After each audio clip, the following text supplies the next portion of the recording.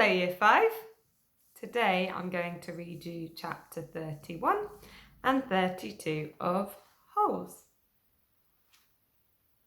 Stanley angrily dug his shovel into the dirt.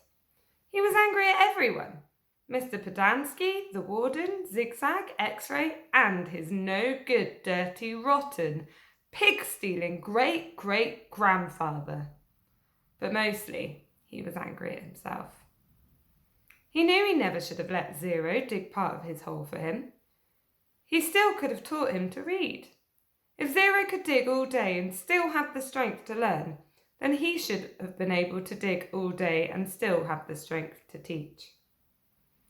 What he should do, he thought, was to go out after Zero, but he didn't. None of the others helped him dig Zero's hole, and he didn't expect them to. Zero had been helping him dig his hole. Now he had to dig Zero's. He remained out on the lake, digging during the hottest part of the day, long after everyone else had gone in. He kept an eye out for Zero, but Zero didn't come back. It would have been easy to go out after Zero. There was nobody to stop him. He kept thinking that's what he should do. Maybe they could climb to the top of Big Thumb, if it wasn't too far away.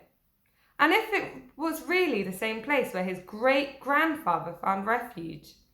And if after 100 years or so, water was still there. Didn't seem likely. Not when an entire lake had gone dry. And even if they did find refuge on Big Thumb, he thought, they'd still have to come back here, eventually. Then they'd both have to face the warden and her rattlesnake fingers. Instead, he came up with a better idea. Although he didn't have it quite all figured out yet, he thought that maybe he could make a deal with the warden. He'd tell her where he really found the gold tube if she wouldn't scratch Zero. He wasn't sure how he'd make this deal without getting himself into deeper trouble. She might just say, "Tell me where you found it or I'll scratch you too." Plus, it would mean X-Ray would get in trouble too. She'd probably scratch him as well. X-Ray would be out to get him for the next 16 months. He dug his shovel into the dirt. By the next morning, Zero still hadn't returned. Stanley saw one of the counsellors sitting guard by the water outside the shower wall. Mr. Podansky had 2 black eyes and a bandage over his nose. "I always knew he was stupid," Stanley heard him say. Stanley was required to dig only 1 hole the next day. As he dug, he kept a constant watch out for Zero, but never saw him. Once again, he considered going out on the lake to look for him, but he began to realise that it was already too late. His only hope was that Zero had found God's thumb on his own. It wasn't impossible. His great-grandfather had found it. For some reason, his great-grandfather had felt the urge to climb to the top of that mountain.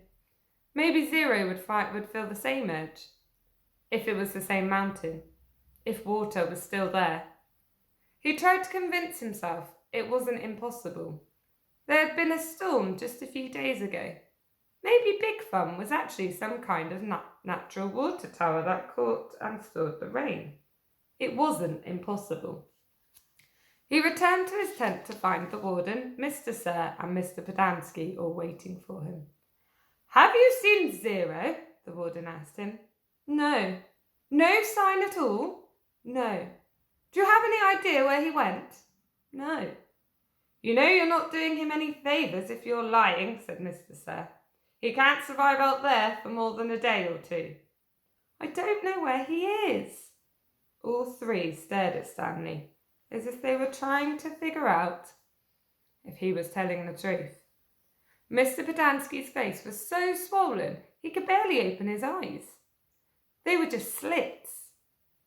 "You sure he has no family?" the warden asked Mr. Podansky. "He's a ward of the state," Mr. Podansky told her. "He was living on the streets when he was arrested." "Is there anyone who might ask questions? Some social worker who took an interest in him?" "He had nobody," said Mr. Podansky. "He was nobody." The warden thought for a moment. "I Okay, I want you to destroy all of his records. Mr. Pedanski nodded. He was never here, said the warden. Mr. Sir nodded. Can you get into his state of files from our computer? She asked Mr. Pedanski. I don't want anyone in the AG's office to know he was here.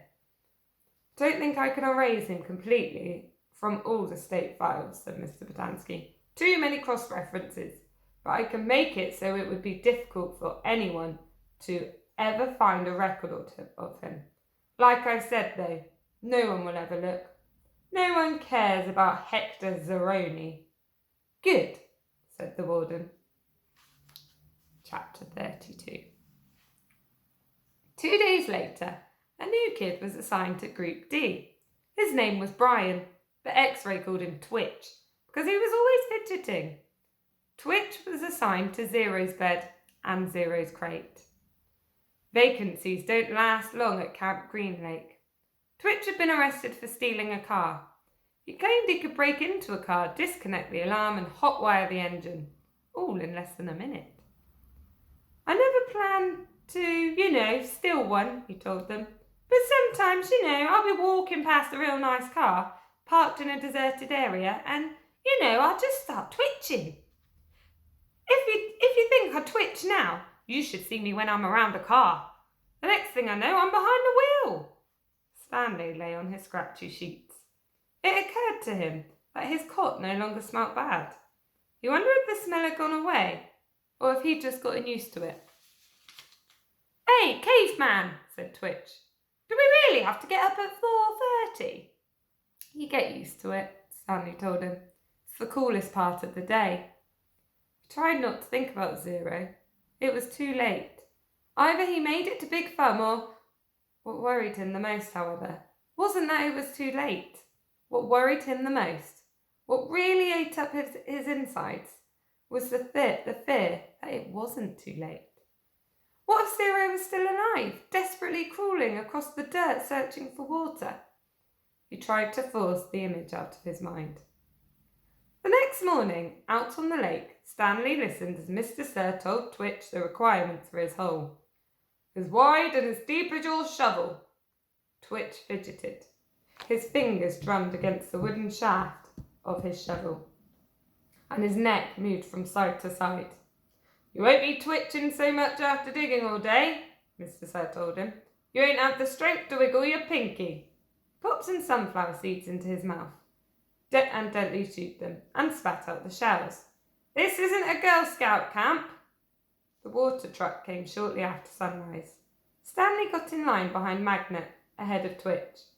What if it's not too late? He watched Mr. Sir fill X-Ray's canteen. The image of Zero crawling across the hot, dry dirt remained in his head. But what could he do about it? Even if Zero was somehow alive after more than 4 days, how would Stanley ever find him? It would take days. He'd need a car. Or a pickup truck. A pickup truck with a tank of water in the back. Stanley wondered if Mr. Sir had left the keys in the ignition. He slowly backed away from the line, then circled over to the side of the truck. He looked through the window. The keys were there, dangling in the ignition. Stanley felt his fingers start to twitch.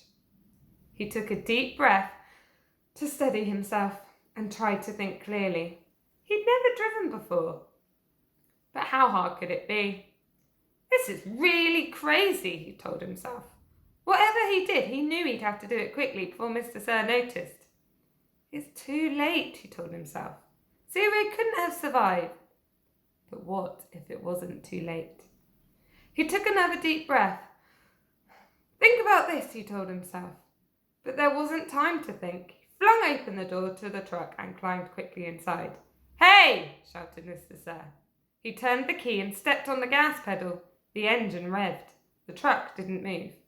He pressed the pedal to the floor. The engine roared, but the truck was motionless. Mr. Sir came running around the side of the truck. The door was still open. Put it in gear! Shouted Twitch. The gear shift was on the floor next to the seat. Stanley pulled the lever back until the arrow pointed to the letter D for drive. The truck lurched forward. Stanley jerked back against the seat and tightly gripped the wheel as the truck accelerated. His foot was pressed to the floor. The truck went faster and faster across the dry lake bed. It bounced over a pile of dirt. Suddenly, Stanley was slammed forward, then instantly backwards as an airbed exploded in his face. He fell out of the open door and onto the ground.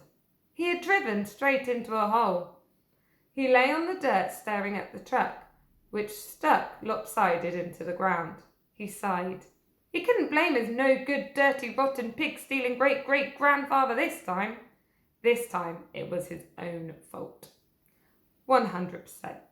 He'd probably just done the stupidest thing he'd ever done in his short and miserable life. He managed to get to his feet. He was sore, but didn't think he'd broken any bones.